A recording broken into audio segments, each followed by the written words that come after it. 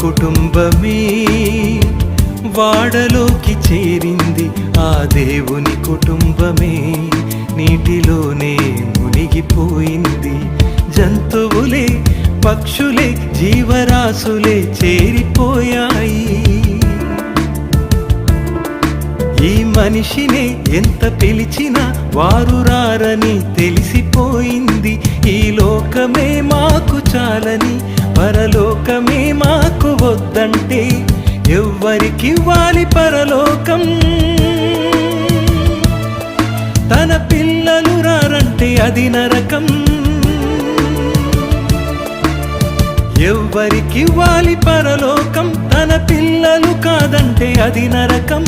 హృదయంలో నొచ్చుకున్నాడు అప్పుడే, తన పిల్లలే రారని తెలిసిపోయింది.